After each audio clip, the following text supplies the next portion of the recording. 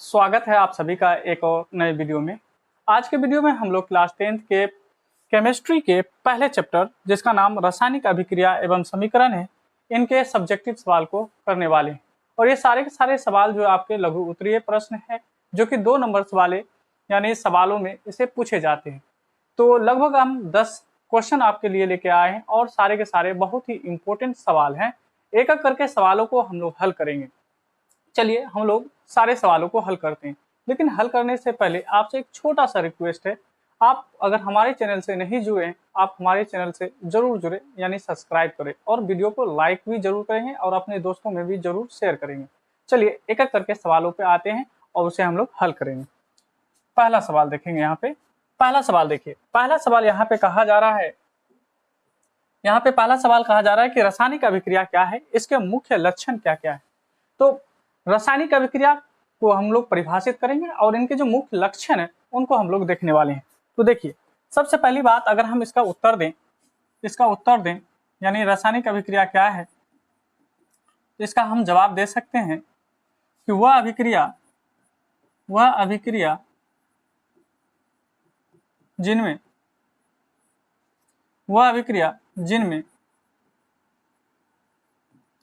नए गुण वाले पदार्थों की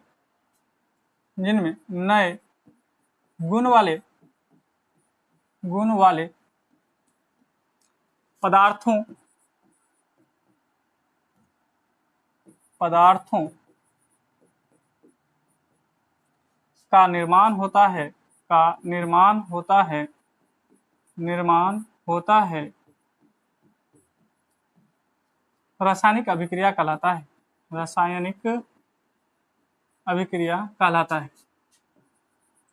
ठीक है, रासायनिक अभिक्रिया कहलाता है। ठीक है, इस तरह से हम इसको डिफाइन कर सकते हैं कि वह अभिक्रिया जिनमें नए गुण वाले पदार्थ का निर्माण होता है उसे हम लोग रासायनिक अभिक्रिया कहते हैं। अब देखिए, रासायनिक अभिक्रिया के जो लक्षण है, रासायनिक अभिक्रिया के लक्षण क्या क्या है उनको हम लोग डिस्कस कर लेते हैं। तो रासायनिक अभिक्रिया के जो लक्षण है उनको हम लोग डिस्कस कर लेते हैं। रासायनिक अभिक्रिया के लक्षण, ठीक है। इनके जो पहले लक्षण है वो क्या है, वो है रंग में परिवर्तन। क्या है? रंग में परिवर्तन यानी रासायनिक अभिक्रिया के दौरान जो होता है तो रंग में परिवर्तन हो जाता है। दूसरा अगर हम देखें इसका लक्षण क्या है तो कहेंगे अवस्था में परिवर्तन। ठीक है, अवस्था में परिवर्तन हो जाएगा। तीसरा अगर इसका हम लक्षण देखें, तीसरा लक्षण क्या है तो कहता है इसमें ताप में परिवर्तन, ताप या तापमान में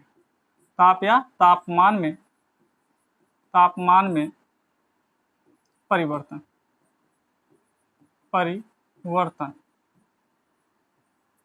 ठीक है, अगर हम चौथा देखें तो कहेंगे गैसों का उत्सर्जन भी कर सकते हैं, उत्सर्जन। ठीक है, इस तरह से हम लोग इसको डिफाइन कर सकते हैं कि रासायनिक अभिक्रिया क्या है और इनके लक्षण क्या क्या है। तो हम इनको अभी हम बता चुके हैं कि वह अभिक्रिया जिनमें नए गुण वाले पदार्थों का निर्माण होता है उसे हम लोग रासायनिक अभिक्रिया कहते हैं। और इसका जो मुख्य लक्षण है वो है कि रंग में परिवर्तन होना, अवस्था में परिवर्तन होना, ताप या तापमान में या ऊष्मा में परिवर्तन होना और गैसों का निकलना। अगर हम एक बात और ऐड करें तो यहाँ पे हम ये भी कह सकते हैं कि अपक्षेप का बनना। अपक्षेप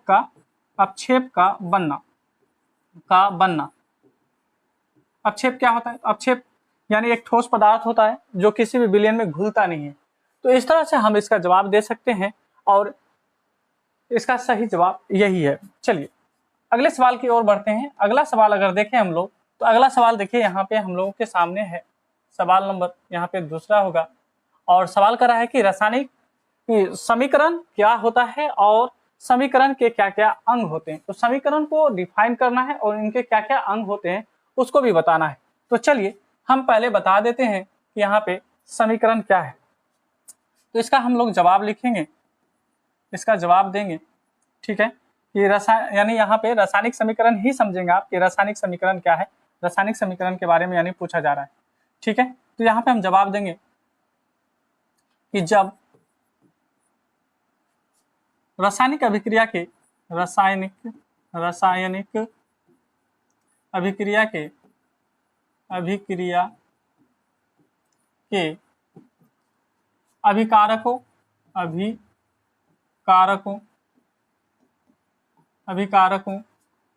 एवं उत्पादों को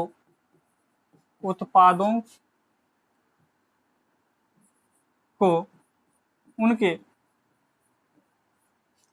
रासायनिक सूत्र यानी रासायनिक सूत्र में प्रदर्शित करना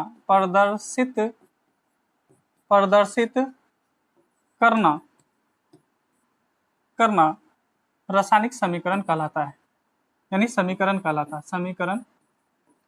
है।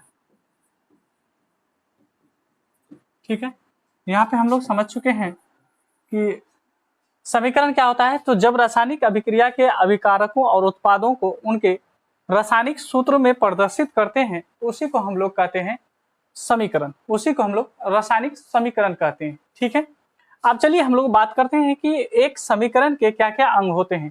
तो देखिए समीकरण के जो अंग होते हैं, यहाँ पे अगर हम आपको बताएं कि समीकरण के क्या अंग होते हैं तो यहाँ पे हम लिखेंगे समीकरण के अंग, समीकरण के अंग। तो समीकरण के जो अंग होंगे यहाँ पे हम लोग देखेंगे, इसका जो अंग होता है, आप 3 अंग के बारे में आप जान सकते हैं। पहला अंग देखेंगे कि किसी भी रासायनिक समीकरण के जो पहले अंग होते हैं, पहले अंग को हम लोग कहते हैं अभिकारक। क्या कहते हैं? अभिकारक। क्या कहते हैं? अभिकारक कहते हैं, या इसी को हम अभिकर्मक भी कहते हैं। इसी का दूसरा नाम है अभिकर्मक। ठीक है, अभिकर्मक हम इनको कहते हैं।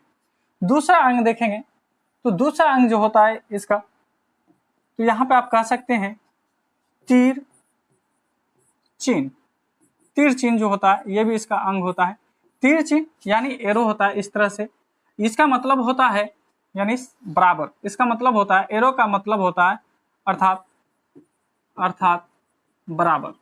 इसको हम बराबर कहते हैं क्योंकि तीर का चिन्ह जो है बराबर को प्रदर्शित करता है। और तीसरा अंग जो देखेंगे वो हमारा क्या है?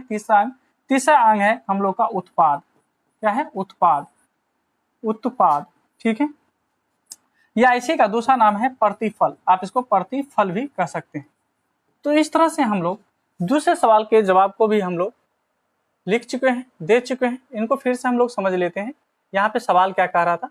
सवाल कह रहा था यहाँ पे अगर देखें तो कह रहा था कि समीकरण क्या होता है, एक समीकरण के क्या अंग होते हैं। तो हम जवाब दिए कि जब रासायनिक अभिक्रिया के अभिकारकों और उत्पादों को उनके रासायनिक सूत्रों में प्रदर्शित करते हैं तो उसी को हम लोग समीकरण कहते हैं। समीकरण के जो अंग होते हैं क्या होते हैं? अभिकारक होते हैं या अभिकर्मक उसको कह सकते हैं। तीर चिन्ह होता है जिसका मतलब होता है बराबर, और उत्पाद या प्रतिफल हम कहते हैं। ये 3 इनके क्या है? मुख्य अंग है। ठीक है, रासायनिक समीकरण के ये 3 मुख्य अंग है। ठीक है, अगले सवाल की ओर बढ़ते हैं। अगला सवाल देखिए, यहाँ पे अगला सवाल अगर देखें तो अगला सवाल कहा जा रहा है यहाँ पे कि संतुलित रासायनिक समीकरण क्यों महत्वपूर्ण होता है। तो संतुलित रासायनिक समीकरण जो है ये क्यों महत्वपूर्ण होता है, ये सवाल है। इसका जवाब हम लोग इस तरह से देंगे, लिखेंगे हम लोग उत्तर में। ठीक है, उत्तर में देखिए हम लोग क्या लिख सकते हैं। तो हम लोग कह सकते हैं यहाँ पे संतुलित रासायनिक समीकरण, संतुलित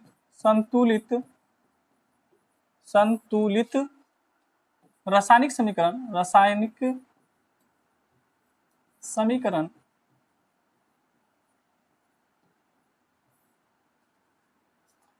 महत्वपूर्ण होता है, महत्वपूर्ण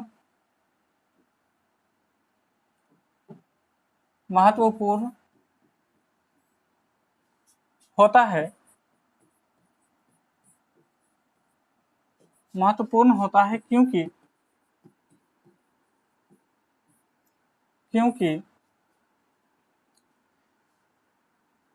संतुलित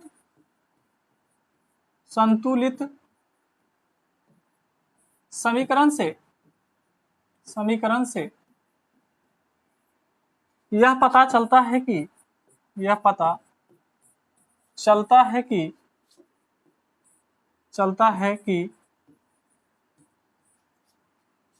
तत्वों के परमाणु संख्या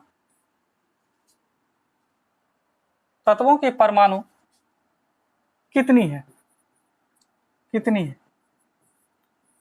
ठीक है। इससे हमें यह पता चलता है कि किसी भी रासायनिक समीकरण में जो तत्व इसमें प्रयोग किया गया है उनकी यानी परमाणु कितनी है, ठीक है। और इसी परमाणु को हम लोग संतुलित करने के लिए यानी बराबर करने के लिए उसको संतुलित किया जाता है। और इसका एक महत्वपूर्ण बात यह भी है कि द्रव्यमान के संरक्षण जो द्रव्यमान के संरक्षण या द्रव्यमान संरक्षण नियम को